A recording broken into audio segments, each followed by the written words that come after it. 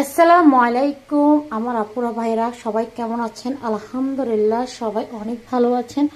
আমিও আপনাদের দোয়া অনেক ভালো আছি। তো আজকে আমি কাতলা মাছ দিয়ে এবং কাতলা মাছের মাথা আর কাতলা মাছ দিয়ে রান্না করে ফেলবো সিমের বেশি এবং বেগুন আর টমেটো পেঁয়াজ কেটে নিলাম। দেখতে পাচ্ছেন আসলে এটা মানে সিমের বেশি আসা পর্যন্ত এখনো পর্যন্ত খাওয়া হয়নি, আর আপনাদের ভাইয়াকে আমি বলিও নাই আনার জন্য, কারণ আমি বাজারে একটু করে যাই দেখলাম যে প্রচুর দাম, যার কারণে আমি বলিনি। ও নিচ থেকে নিয়ে এসছে, তবে মন থেকে খাওয়ার ইচ্ছে ছিল, তো আমি নিজের হাজব্যান্ডের মন থেকে নিয়ে এসছে, অনেকটা ভালো লাগলো। চলেন এখন রান্নাতে চলে যাই। সিমের বেশি বসানোর জন্য আমি প্রথমে একটা পাতিল বসাইলাম। পাতিলটা একটু গরম হওয়ার পরে দিয়ে দিলাম পরিমাণ মতো তেল, দেখতে পাচ্ছেন। তো তেল দেওয়ার পরে এখন আমি পেঁয়াজগুলো দিয়ে দিব। পেঁয়াজগুলো একটু লালচা কালারটা হওয়া পর্যন্ত অপেক্ষা করতে হবে। তবে সিমের বেশিতে রান্না করতে পারে না বা এরকম কিছু না, আমি আমার মতো করে রান্না করছি, প্রথম আজকে রান্না করছি, সেই জন্য আপনাদের সাথে ভিডিওটা শেয়ার করছি। পেঁয়াজটা একদম এক কাপ দিতে হবে এমন কোনো কথা না, আপনার মতো আপনি করে দিবেন, আপনি যতটুকু খেতে পছন্দ করেন পেঁয়াজটা। আমি এক কাপের কিছুটা কম দিলাম। আপনি যদি মনে হয় যে পেঁয়াজটা একটু বাড়িয়ে দিতে হবে সেক্ষেত্রে দিতে পারবেন। এখানে বাড়িয়ে নেওয়া অথবা কমিয়ে নেওয়া এটা নিজের ক্ষেত্রে। একটু কালার হওয়া পর্যন্ত অপেক্ষা করে নিন। পেঁয়াজ যখন কালার হওয়া শুরু হয়েছে তখনই আমি দিয়ে দিলাম আদা বাটা এবং রসুন বাটা। রসুন বাটাটা আমি একটু বাড়িয়ে দিলাম, ভালো করে একটু নেড়ে ছেড়ে একটু পানি দিয়ে দেব। পেঁয়াজ আদা বাটা রসুন বাটার একটা কাঁচা গন্ধটা চলে যাওয়ার পরে একটু পানি দিয়ে দিলাম যাতে পুড়ে না যায় এবং কালারটা যেন নষ্ট না হয়। আমি যখন মশলাটা বাকিগুলো দিব তার আগে একটু পানি দিলাম। অনেকেই মানে সব মশলা দেওয়ার পরে পানি দিই, আমি একটু কালারটা ঠিক থাকার জন্য আমার মতো করে আমি একটু পানি দিয়ে দিলাম। এখন বাকি মশলাগুলো আমি দিয়ে দিব। প্রথমে দিয়ে দিলাম লবণ স্বাদ মতো আমি লবণটা দিয়ে দিলাম। এরপরে দিয়ে দিলাম লাল মরিচের গুঁড়া আমি 2 টেবিল চামচ দিয়ে দিলাম উঁচু। এরপরে দিয়ে দিচ্ছি হলুদের গুঁড়ো 2 টেবিল চামচ দিয়ে দিচ্ছি উঁচু যাতে কালারটা ঠিক হয়।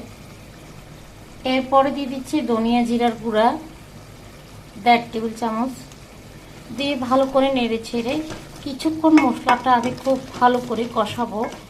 কষানোর পরে বাকিটা দেখতে পাবেন ইনশাল্লাহ, সাথে থাকবেন। আমি খুব ভালো করে মশলাটা কষা দিলাম, দেখতে পাচ্ছেন কালারটা কতটা সুন্দর আসছে। এবং মশলা যখন পুড়ে যায় কালারটা তখন কালচা কালার আসে যায়। মশলাটা কোনো অবস্থাতে কালচা কালার আসতে দিবেন না। তো যাই হোক, আমি মাছটা দেওয়ার আগে আরেকটু পানি ইউজ করে দিলাম যাতে মাছটা যেন ভালো করে কষাইতে পারি। তো এখন আমি মাছটা দিয়ে দিচ্ছি। দেখতে পাচ্ছেন মাছটা আমি আগে থেকে ধুয়ে পরিষ্কার করে নিলাম। এখন আমি মাছটা দিয়ে ভালো করে একটু কিছুক্ষণ কষাবো। মাছটা কষানো হয়ে গেছে, এখন আমি মাছটা একে একে একটা পাটির সাহায্যে তুলে দিব যাতে সিমের বিচিগুলো খুব ভালো করে কষাবো এবং মাছটা যেন না ভাঙে। ঠিক আছে, মাছটা তুলে নিলাম। এখন আমি দিয়ে দিব সিমের বিচিগুলো, ধুয়ে নিলাম ভালো করে। এখন আমি সিমের বিচিগুলো দিয়ে দেবো, দিয়ে ভালো করে নেড়ে ছেড়ে কিছুক্ষণ কষাই নেব। এর মধ্যে আমি টমেটোটাও দিয়ে দিলাম একসাথে,